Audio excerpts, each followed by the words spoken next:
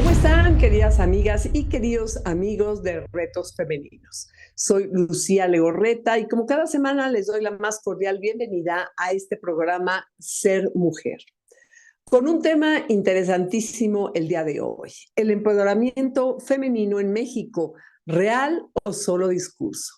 Y para ello nos acompaña Germán Morales Chávez. Déjenme platicarles un poquito sobre él. Germán es profesor de Psicología Educativa en la FES Iztacala de la UNAM, licenciado en Psicología, maestro y doctor en Pedagogía por la UNAM, autor de más de 50 artículos en revistas nacionales e internacionales de psicología y educación. Y Germán ha impartido conferencias y cursos a estudiantes, profesores y padres de familia de educación básica, media y superior. Es miembro del Sistema Nacional de Investigadoras e Investigadores del CONACYT. Bienvenido, Germán, a Ser Mujer en Retos Femeninos. ¿Cómo estás? Muchísimas gracias por invitarme, Lucía. Encantado de coincidir nuevamente, de compartir ahora el espacio en esta modalidad. Estoy muy complacido de estar compartiendo este pequeño espacio contigo. Claro. Oye, Germán, ¿sabes lo que más me encantó? Es que el tema, y por primera vez, o sea, que lo tratáramos con un hombre, ¿no? Porque siempre hablamos de el empoderamiento femenino y qué pasa, y el diálogo siempre es entre mujeres, ¿no? Y creo que es muy sano, es algo que nos ayuda muchísimo que tú como hombre, pues nos des, ¿no? Tu punto de vista y sobre todo esta pregunta, ¿no? Que nos estamos planteando, ¿de veras es algo real o es solo un discurso? Es algo, como dicen por ahí, ¿no? Para quedar bien, para cumplir con las cuotas, para cumplir con esos lineamientos. Tú en tu experiencia, ¿no? Llevas muchos años escribiendo, dando clases con jóvenes, con no tan jóvenes. Has visto un cambio y también me gustaría iniciar, ¿no? Diciendo para ti qué es el empoderamiento femenino, porque luego es una palabra que, pues, que ha tenido como muchos tintes, ¿no?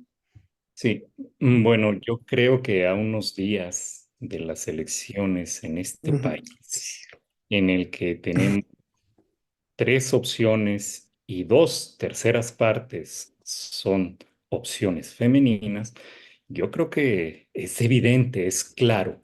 Estamos probablemente en la antesala de la primera presidenta de México. Sí. Eh, yo leí algunos análisis hace algunos años y se proyectaba que esto podía ocurrir en 2030. Es muy probable que lo estemos presenciando un sexenio antes. Voy a mencionar datos a lo largo de nuestra entrevista que muestran que es real. Muchas cosas son reales, pero pertenecen a la esfera de lo cuantitativo. Y hay que hablar de lo cualitativo para dimensionar esos datos y no solamente echar las campanas al vuelo. Ujú. Por otro lado, sobre el empoderamiento, yo creo que conviene puntualizar ahí una serie de cosas relacionadas o emparentadas con este término. A mí me gustaría mencionarlo atendiendo a tres cosas. Ujú. Empoderamiento con indicadores como la participación, la presencia y la aportación. En este caso, de las mujeres y en nuestro país, aunque debemos de ser muy claros de que estos movimientos que estamos observando en México se están dando en todo el mundo occidental. Occidental. Ujú. Hay países en los que por sus tradiciones culturales, por su tipo de gobierno, no están ocurriendo. Se les denomina, o algunos le denominan a esto, dictaduras o sistemas poco democráticos. Ahí sí tendremos que ser cuidadosos de no generalizar, pero sí podríamos decir que en Occidente viene toda una oleada femenina muy fuerte, muy fuerte. Yo diría que de las últimas 3 décadas es cuando podemos tomar nota, en México y a nivel mundial. Y aún es impresionante, Germán, que en México nos los adelantamos aún a Estados Unidos, ¿no? Que era un país que yo hubiera pensado que primero iba a tener una mujer presidenta y no se dio, ¿no? Pero ya tuvieron candidata, pero bueno, no. Y aquí en México es increíble, ¿no? Es algo que yo creo que todos los mexicanos pues no hemos logrado mucho asimilar, pero el que haya dos candidatas mujeres pues es algo que nunca lo habíamos visto, ¿no? Entonces, yo estoy de acuerdo contigo, ha cambiado mucho, pero ¿esto tú crees que ha sido algo natural o ha sido algo más forzado por nosotras las propias mujeres? A mí la palabra empoderamiento, te voy a ser muy franca, no me encanta porque habla como de que la mujer tiene que ganarle al hombre y eso es algo que a Sí, mí no me gusta. O sea, sí creo que hay que empoderar, hay que tomar, hay que todavía hay camino por recorrer, hay que ocupar cargos públicos, posiciones, pero no a base de hacer a un lado al hombre. Eso es a lo que yo voy, no sé si me explico, y no a base de competir con ellos. Por eso a veces la palabra empoderamiento me suena un poco, ¿sí? Pero también es algo real, es algo que se está dando, ¿no? sí, Ujú, yo también coincido, por eso yo mencionaba que podríamos pensarlo en estos tres ujú, términos que yo ujú. mencioné, ¿no? Como la presencia, la participación y Sí. la acción. Ah, Ujú. sin embargo, en los discursos, en los artículos, en los periódicos, es una manera en la cual de forma ordinaria se refieren a ello. Ahora, hablando acerca de la participación política de la mujer, es increíble cómo, primero, estamos a 71 años de que en México se instauró el voto femenino. Y en 1979, por primera vez, tuvimos una gobernadora Adoro. del país. Las cosas han cambiado y en la actualidad tenemos 10 gobernadoras, ¿sí? Y decíamos la posibilidad de la primera presidenta Ujú. mexicana. Entonces, eso sí nos está hablando de cambios en 4 décadas. ¿Es natural o hay participación institucional, gubernamental, de organismos no gubernamentales? Yo diría que estos cambios se empezaron a observar a mediados de los años 70. Ujú. En gran medida, hay que ubicar que en ese tiempo el control de la natalidad fue una preocupación mundial. Y también estábamos, de alguna manera, todavía en esta ola de la revolución sexual y de la revolución de los anticonceptivos que iba encabezada por la pastilla, ¿sí? Anticonceptiva, la píldora, y que de alguna manera transformó el papel y la figura de la mujer que históricamente había tenido. Eso Es que es fue totalmente el cambio, Germán. O sea, el descubrimiento de los anticonceptivos fue la primera vez que la mujer pudo, ahora sí que separar, vamos a llamarlo así, su sexualidad de lo que es la reproducción. O sea, nuestras abuelas pues eran mamás tras mamá, porque así no había nada. Y por primera vez ya en los años 60 se empieza la mujer a poder decidir, ¿no? Es decir, ¿sabes qué? ¿Cuántos hijos quiero tener? Quiero espaciarlos. Entonces sí creo y coincido contigo que fue uno de los cambios principales, ¿no? Que ha tenido la mujer. Y el segundo, pues es toda la incorporación de la mujer, ¿no? Al mundo laboral, por ahí en los 80s, 90s, que la mujer empieza ya a trabajar, no nada más por gusto, sino también por gusto y por necesidad, que ahorita Sí, lo vemos totalmente, pues ya como parte de nuestra economía, ya la economía está dada por dos salarios en la mayoría de los hogares.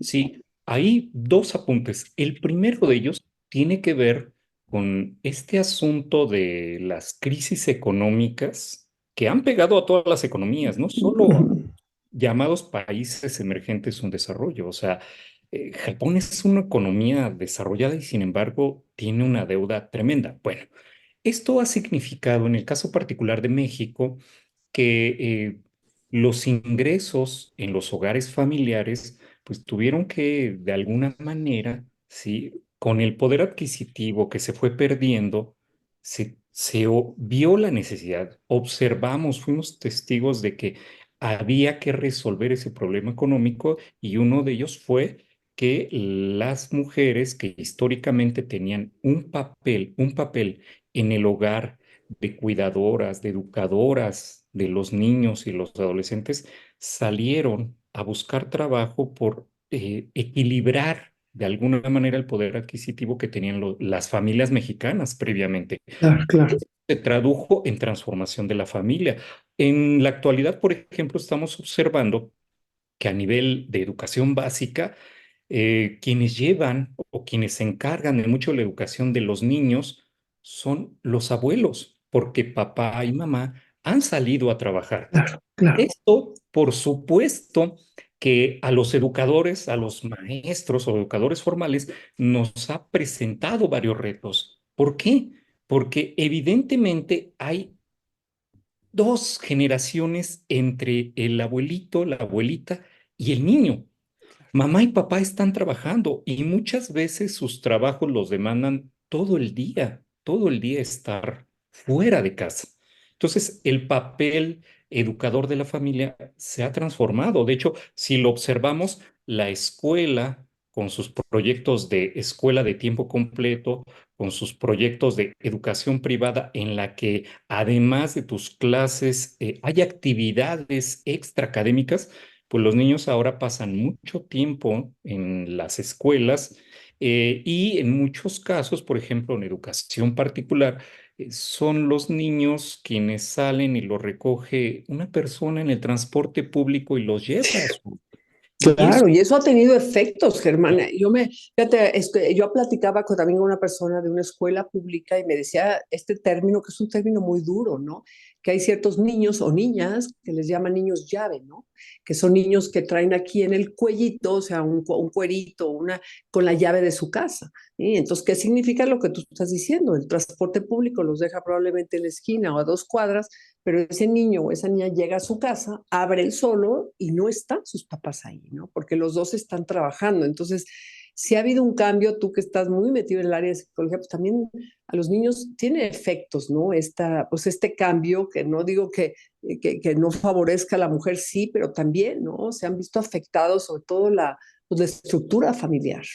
sí, el segundo punto, Lucía, tiene que ver con el papel que tú mencionabas que se transformó el papel reproductor de la mujer se transformó. De hecho, hay investigaciones que se han hecho con universitarios y es interesante, o sea, hace 4 o 5 décadas era muy claro que la sexualidad estaba vinculada a la reproducción.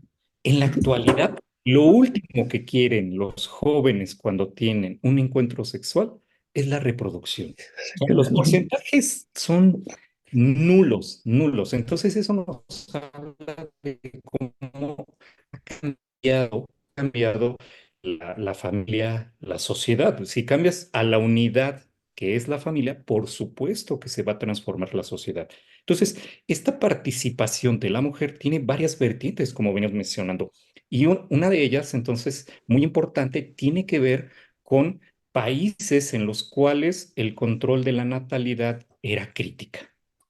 Y uno de esos países, de hecho, en América Latina fueron tres: Brasil, México y Colombia.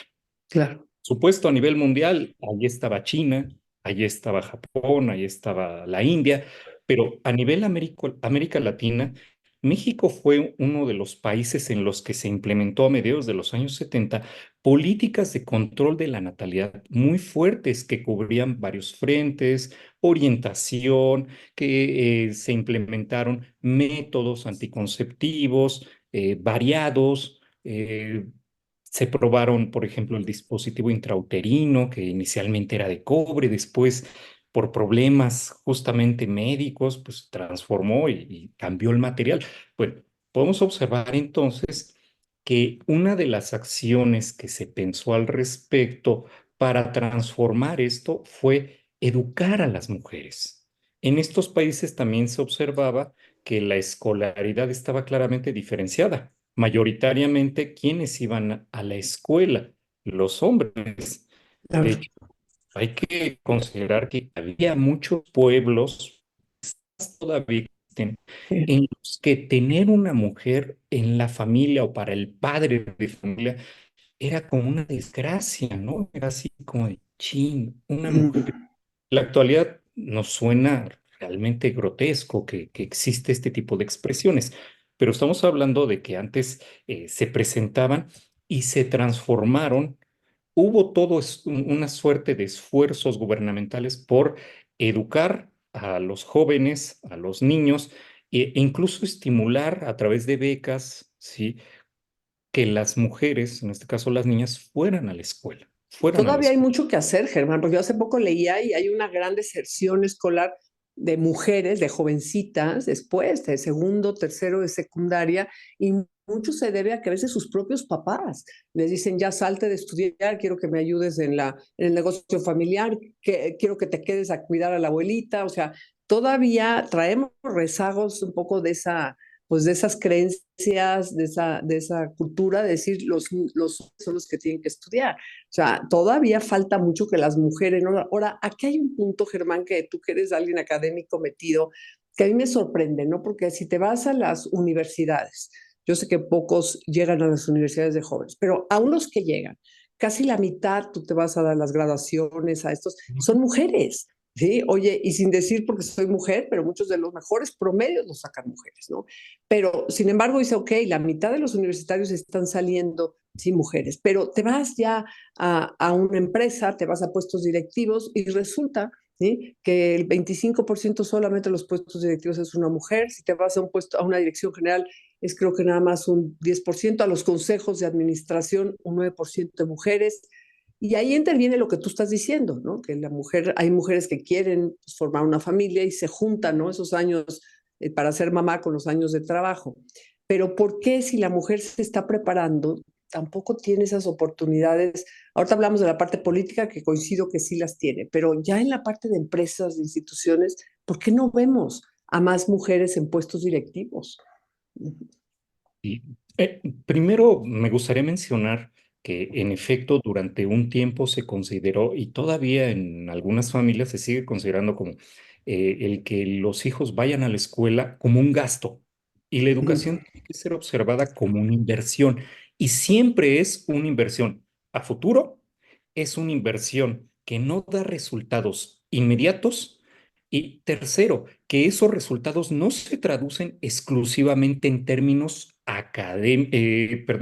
económicos, sino que incluyen los académicos y un incremento en la calidad de vida, no solamente de quien va a la escuela, sino de toda la familia. Claro. Por otro lado, este asunto de que todavía hay resistencia para que una mujer vaya a la escuela.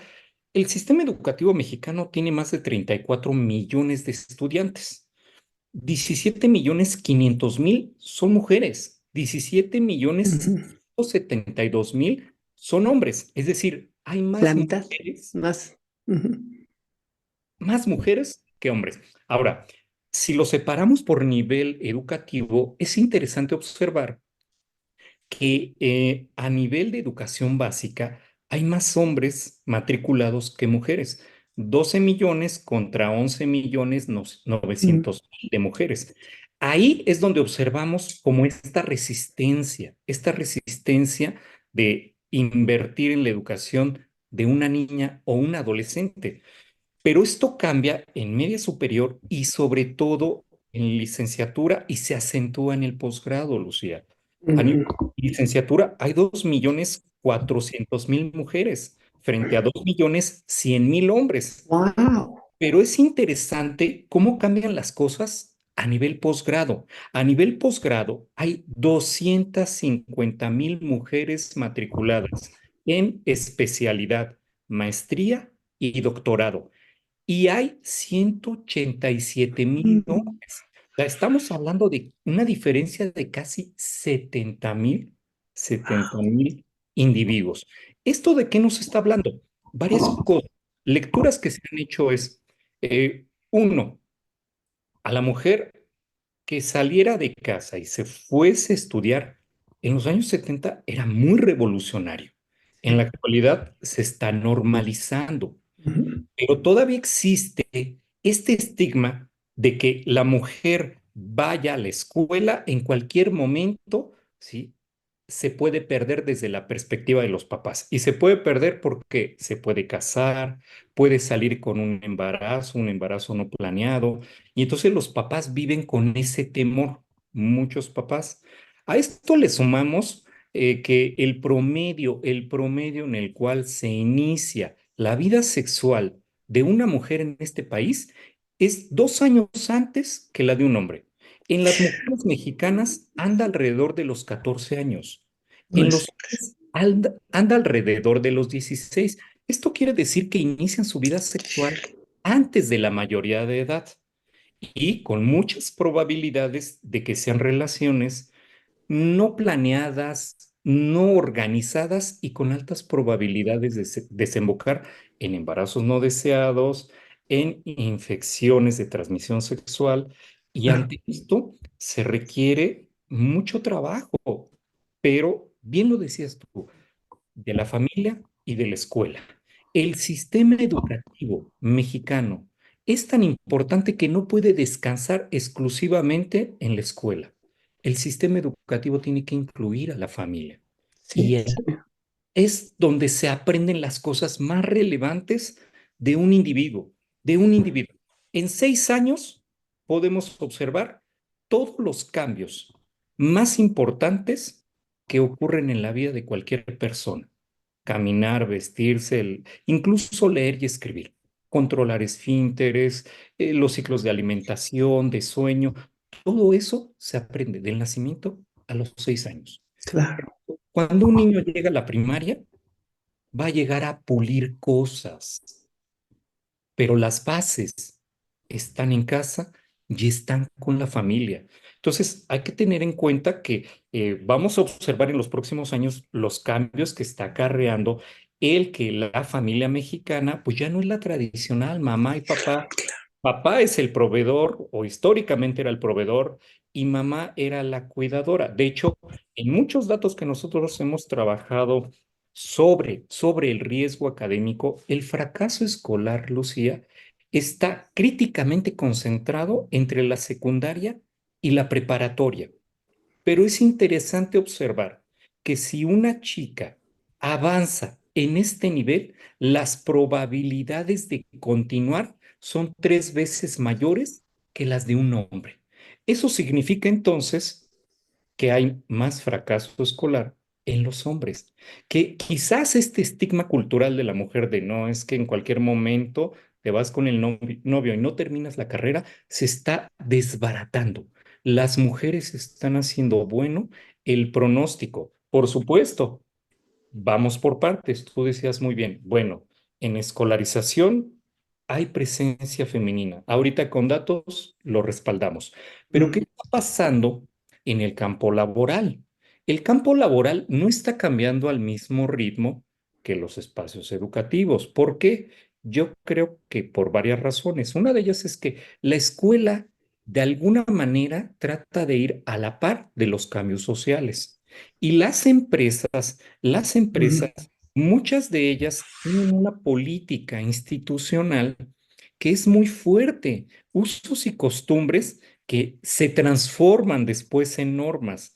Y no es sencillo modificar toda esta cultura organizacional. Eh, en puestos directivos, por supuesto, ahí observamos que mayoritariamente la presencia es de los hombres. Ahí observamos, ¿sí? Por ejemplo, que un mismo puesto, el salario es diferenciado. El salario desempeñando las mismas funciones cambia en función de si es una mujer, así es un hombre. Las mujeres, ¿sí?, ganan menos que los hombres. En México se observa tristemente esto incluso entre los profesionistas, que es donde tú dirías, bueno, pero si esos claro. separada de este país. Ahí deberían de disiparse estas diferencias y no es así. Y no es Claro. así. Yo pongo Y un sabes ejemplo. qué, Germán, que la mujer que quiere formar en esos años que tú me estás hablando, en que ya se preparó, que ya estudió, y si ahora quiero yo trabajar, pero también quiero formar una familia, no todas las mujeres, pero hay quienes, la mayoría sí quieren hacerlo. Entonces yo veo, yo lo viví en menos escala porque me tocó otra época, pero lo estoy viendo muchísimo ahorita en la etapa de mis hijas, como que tienen que elegir, Germán. O sea, tengo que elegir, ¿sabes qué? O me desarrollo profesionalmente o formo una familia, cosa que no, o sea, las empresas ahí tendrían que dar mucho más, el gobierno también, públicas y privadas, un apoyo tanto a papás como a mamás, porque tú lo que estás apuntando es importantísimo. O sea, ya los papás, sí, ya salen a trabajar, la mamá también, entonces tenemos nosotros que hacer que los papás entren, ¿sí? A casa, que tengan papá y mamá tiempos flexibles para estar con sus hijos, para educarlos. Lo que tú estás apuntando se me hace básico. Porque entonces si no vamos a empezar a ver resultados muy fuertes y muy duros para la sociedad. ¿Sí? Tener clarísimo que la escuela, su función hasta hace algunos años era fundamentalmente enseñar, pero la familia, educar. Ahora estamos observando una inversión. Estamos observando, o más bien que a la escuela se le cargan funciones sociales para las que antes no estaba diseñada, Lucía. Ahora las escuelas es de edúcalo, enséñalo, dale todo lo que nosotros por estar laborando no podemos cubrir. Y esto, por supuesto, que trae consecuencias, tiene sus pros y sus contras. Entonces, pero de que estamos observando un cambio cultural es innegable. ¿Ha llegado a las empresas? Sí, pero no tan fuerte como un espacio que es intermedio y es el de la participación en la vida pública en las instituciones gubernamentales. Ahí tenemos que reconocer, Lucía, que las mujeres, también impulsadas por políticas de regulación, ¿sí?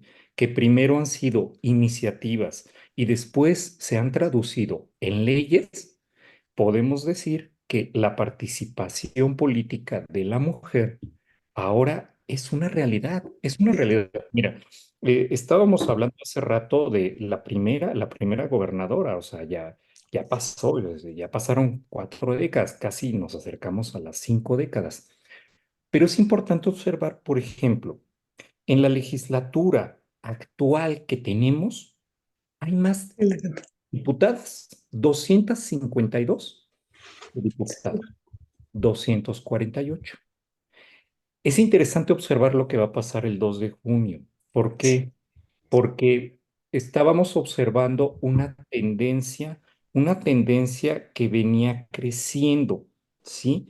Esta tendencia ah, ya alcanzó la equidad, ¿sí? Y la igualdad, que aquí también tenemos que hablar de que muchas veces se usa distintamente, ¿no?